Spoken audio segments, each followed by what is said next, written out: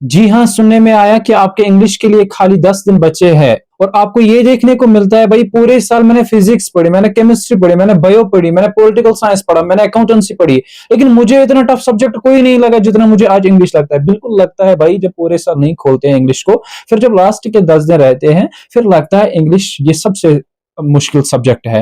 लेकिन घबराने की कोई जरूरत नहीं है। मैं आपके लिए आज एक ऐसा वीडियो लाया हूं जिसमें मैं आपको एक ऐसी स्ट्रेटजी देने वाला हूं क्लास 12th और क्लास 11th इंग्लिश के लिए। आप एक दिन पढ़ के भी इंग्लिश में 70 प्लस मार्क्स टच कर सकते हो। आपको जो दो सब्जेक्ट्स देखने को मिलते हैं 11th में भी 12th में भी, तो जिसकी वजह से जब आप लेसन देखते हो आप सोचते हो अरे भाई मुझे याद ही नहीं करना आता तो मैं किस तरीके से याद करूंगा। भाई ऐसी स्ट्रेटजी देने वाला हूं तुझे याद ही नहीं करना पड़ेगा कोई क्वेश्चन, क्योंकि मैं लाया ही हूं ऐसा तगड़ी स्ट्रेटजी आपके लिए जिसमें आपको जो है भाई सब क्वेश्चंस की याद करने की उतनी आवश्यकता नहीं पड़ेगी। तो उम्मीद करता हूं कि आप इस वीडियो को जरूर एंड तक देखोगे और आप इस वीडियो को अपने दोस्तों के साथ शेयर करोगे और पसंद भी करोगे और हमारे चैनल को सब्सक्राइब भी करोगे ताकि 10K का गोल हम जल्दी जल्दी हिट करेंगे और आपसे सेलिब्रेट करेंगे। So let's just directly into the video.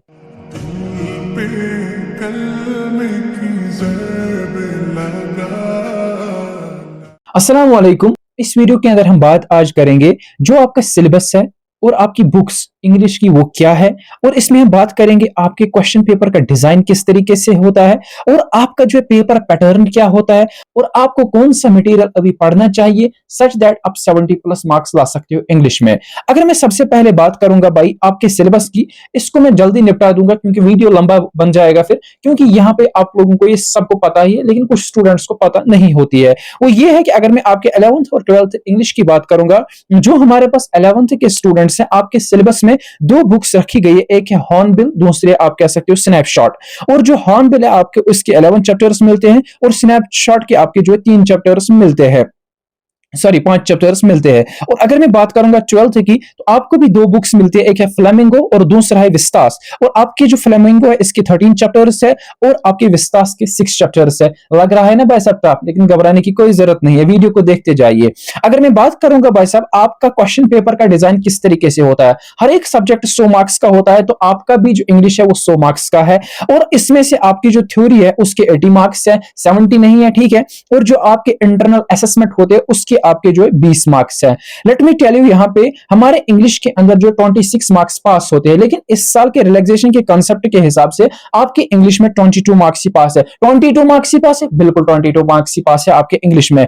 तो चलो भाई देख लीजिए। अगर मैं बात करूंगा आपके paper pattern, most important part है इस वीडियो का यही वाला, आप यहां पे देख लीजिए कि आपका पेपर किस तरीके से देखने को मिलेगा। जो ही आप एग्जाम हॉल के अंदर जाओगे तो आपको वहां पे जो है सबसे पहले जो एक सेक्शन ए देखने को मिलेगा जिसको लिखा होगा रीडिंग कंप्रहेंशन। और रीडिंग कंप्रहेंशन के अंदर आपको क्वेश्चन नंबर 1 और क्वेश्चन नंबर 2 देखने को मिलेगा। क्वेश्चन नंबर 1 के अंदर आपको जो नोट मेकिंग एंड समराइजिंग देखने को मिलेगा और क्वेश्चन नंबर 2 जो है आपको एक अनसीन पैसेज देखने को मिलेगी। जो नोट मेकिंग एंड समराइजिंग है ये आपको जो है वैसा एक ऐसी पैसेज डाली जाएगी जो आपके इंग्लिश में नहीं होगी, ये रैंडम पैसेज ली गई होगी और जिसमें से आपको जो नोट मेकिंग करनी होती है जिसके 5 मार्क्स हैं और उन्हीं नोट्स को आपको समराइज करना होता है जिसके आप कह सकते हो 4 मार्क्स हैं और आपका जो टाइटल है उसका होता है बस 1 मार्क्स। कुल मिला के आपके 10 मार्क्स बनते हैं नोट मेकिंग एंड समराइजिंग वाले क्वेश्चन के, ठीक है। उसके बाद जो आपका दूसरा यहाँ पे अनसीन पैसेज होगा उसमें आपको जो कुछ क्वेश्चंस एमसीक्यूज दिए गए होंगे, कुछ ऑब्जेक्टिव टाइप क्वेश्चंस आपको दिए गए होंगे और कुछ यस नो क्वेश्चंस भी दिए गए होंगे जो आपको वहां पे पैसेज पढ़ के सॉल्व करने हैं और इसको भी आपको जो 10 मार्क्स मिलते हैं। वल्ला मैं आपको बताता हूं भाई साहब ये 20 मिनट का खेल है। अगर आप 20 मिनट का एक लेक्चर देखोगे नोट मेकिंग एंड समराइजिंग के ऊपर, कसम दिखाता हूं आपको ये जो पहला सेक्शन है 20 मार्क्स का आराम से आपको आ जाएगा, ठीक है। तो जिसकी वजह से घबराने की जरूरत नहीं है, अब 2 ही मार्क्स चाहिए आपके पास होने के लिए।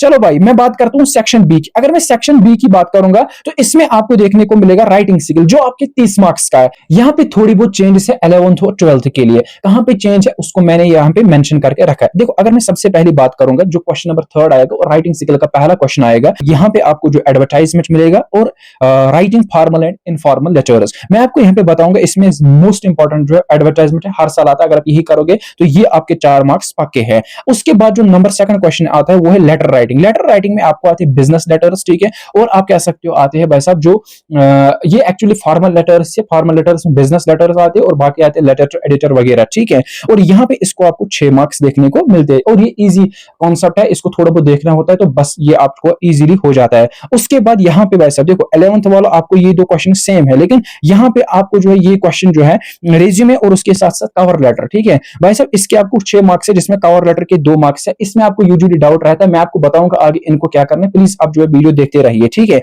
और उसके बाद आपको यहाँ पे एक क्वेश्चन देखने को मिलता है article writing, debate writing, speech writing के ऊपर और पर्सनालिटी प्रोफाइल के ऊपर। और यहाँ पे जो है इसमें इंपॉर्टेंट अगर है कुछ वो है आर्टिकल और आप कह सकते हो स्पीच, कभी कभार पर्सनालिटी प्रोफाइल आता है, लेकिन आर्टिकल और स्पीच अगर आप पढ़ोगे एक आ जाएगा हर साल, ठीक है, एक आता है हर साल और इस साल भी आ जाएगा, ठीक है। और इसको भी आपको 6 मार्क्स मिलते हैं। और लास्ट में जिसको आप कहते हो ना ग्रामर, ग्रामर है हमारे इंग्लिश में, तो ग्रामर के आपको 80 मार्क्स है, ठीक है। जो बाकी आता है ना इसके अंदर पोर्शन, वो कहलाता है भाई साहब राइटिंग स्किल पोर्शन, ठीक है।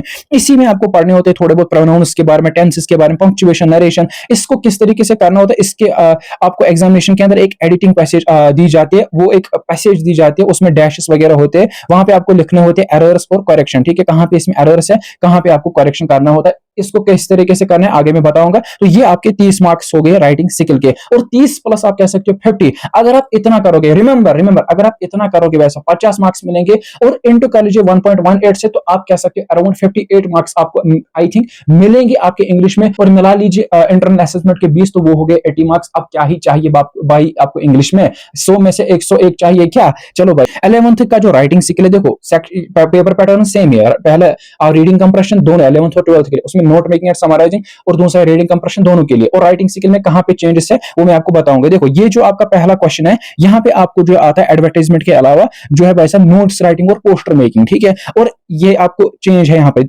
बाकी क्वेश्चन सेम है, ठीक है, 4 मार्क्स का। और दूसरा आपको जो लेटर है वो सेम है, इसमें कोई चेंज नहीं है, ठीक है। और तीसरा आपका जो है भाई साहब आता है ये यहाँ पे रिज्यूमे आपके सिलेबस में नहीं है, बल्कि उसके बदले आपको ईमेल है, ठीक है, जो कि 4 मार्क्स की है। और उसके साथ आर्टिकल, स्पीच, रिपोर्ट आपको भी है, और पर्सनालिटी प्रोफाइल इसके भी आपको जो है भाई साहब 6 मार्क्स मिलते हैं। सॉरी यहाँ पे आपको इसके 8 मार्क्स मिलते हैं। और आपका जो ग्रामर सेक्शन है इसमें भी थोड़ी बहुत चेंज है, इसी में मतलब प्रोनाउन के बदले आपको कुछ है यहाँ पे, बाकी आपका भी पैटर्न सेम है। मैंने आपको कहा ना तुम टेंशन मत लो, मैं आपको लास्ट में बताऊंगा इसको किस तरीके से करना है। फिलहाल आप देख लीजिए सिलेबस में क्या है, क्योंकि आपको पता भी नहीं है ना, ऐसा ही। चल भाई अब देख वैसे अगर मैं बात करूंगा जो हमारे पास है आप दोनों क्लासेस के लिए लिटरेचर पोर्शन, ठीक है, जो हमारे पास सेक्शन नंबर 3 आता है, इसके भी आपको 30 मार्क्स मिलते हैं, जिसमें से आपको वैसे सुन लेना, ये इंपॉर्टेंट है, ठीक है। यहाँ पे मैं आपको एक गहरी बात बताऊंगा, वो ये है कि वैसे आपको क्वेश्चन नंबर 8 देखने को मिलेगा, फिर question number 9, question number 10, question number 11 आपको देखने को मिलेगा आपके इंग्लिश में, ठीक है। सुन लेना भाई साहब, सबसे पहला आपको जो क्वेश्चन नंबर 8 देखने को मिलेगा, इसमें आपको एक पोएटिक पैसेज यानी कि आपके पोएम से एक पैसेज ली जाएगी, और उस पैसेज में आपको जो है भाई साहब 4 ऑब्जेक्टिव टाइप क्वेश्चंस पूछे जाएंगे, ठीक है। और हर एक ऑब्जेक्टिव के 1 मार्क्स है, यानी कि 4 ऑब्जेक्टिव्स के 4 मार्क्स है, ठीक है।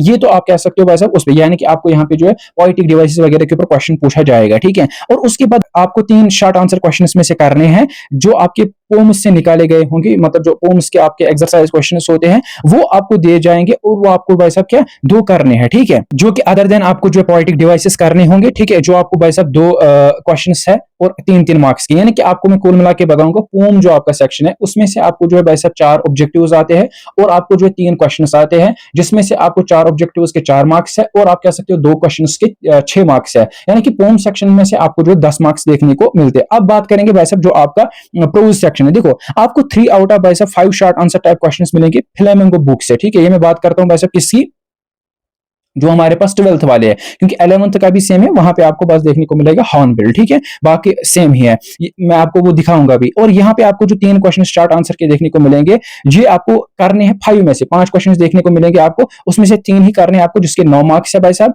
और उसके बाद आपको जो 2 क्वेश्चन विस्तार से देखने को मिलेंगे, ठीक है, जिसमें से भाई साहब 1 क्वेश्चन आपको करना है जो 6 मार्क्स का होगा। और उसके बाद आपको जो है भाई साहब 2 लॉन्ग आंसर टाइप क्वेश्चन जो प्ले है, ठीक है, जो आपके ड्रामा वगैरह होते हैं, उनमें से आपको 1 क्वेश्चन करना होता है, जिसके 5 मार्क्स है। देखो मैं आपको बताऊंगा, आपके इंग्लिश में जो है कुल मिला के 2 लॉन्ग आंसर टाइप क्वेश्चन आता है, ठीक है।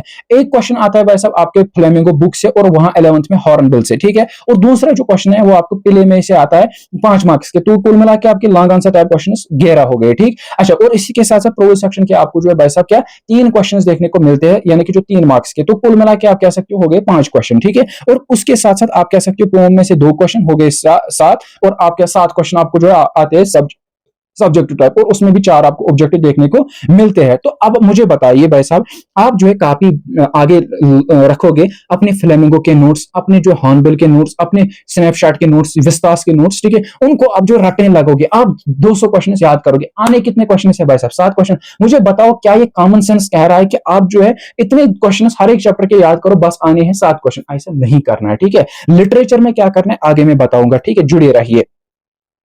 देखो भाई साहब, यहां पे मैं आपको कुछ बातें बताऊंगा जो मैं अभी तक आपको जो है रोक रहा था अपने वीडियो में, कि आप ये बातें जरूर सुन लेना। वो क्या, सुन लीजिए भाई साहब, किस तरीके से करना है ताकि आप एक दिन के अंदर अपना इंग्लिश कवर कर पाओगे, और उसके बाद ठीक है आप जो है 70 प्लस में से भी मार्क्स ला सकते हैं। मैं ये नहीं कहता हूं आप एक ही दिन इंग्लिश के लिए रखो, आप 3 दिन भी रख सकते हो अपने जो है टाइम के हिसाब से, ठीक है। मैं आपको कहता हूं कि नहीं कर सकते हो, बाकी ये कुछ मतलब आप समझोगे कि किसी ने कहा, फिर ठीक है। अच्छा, मैं आपको बताऊंगा भाई साहब यहाँ पे करना क्या। सबसे पहली बात यह है कि मैंने आपको जो है भाई साहब रिकॉर्ड करके दिए हैं लेक्चर्स, ठीक है, जिसमें नोट मेकिंग मैंने पढ़ाया है, ठीक है, रीडिंग कंप्रेशन भी मैंने पढ़ाया है, ठीक है, जो कि 20 मार्क्स का सेक्शन ए है। उसके बाद जो सेक्शन बी है राइटिंग स्किल का 30 मार्क्स का, ठीक है, जिसमें मैंने भाई साहब आपको ये पढ़ाया है। तो कुल मिला के ये जो लेक्चर्स है, ये मैंने 3 लेक्चर्स लिए हैं, और ये जो इनका ड्यूरेशन है वो आता है, आप कह सकते हो अराउंड 2 आवर, ठीक है। 2 घंटे का मैंने आपको लेक्चर लिया है, ठीक है, जिसमें मैंने आपके 50 मार्क्स कवर किए। याद रख लेना भाई साहब, ये इस तरीके से मैंने कवर किया है। मैं आज भी आपको गारंटी देता हूं, इस तरीके से आपको किसी ने नहीं जो जेके बोस के लिए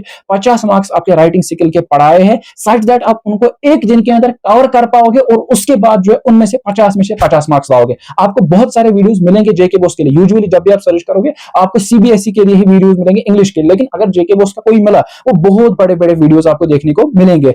ये मैं इसलिए कहता हूं क्योंकि अगर आप एक दिन पहले भी इन वीडियोस को देखोगे आपके एग्जाम से, आप जो है भाई साहब 50 प्लस मार्क्स ला सकते हो।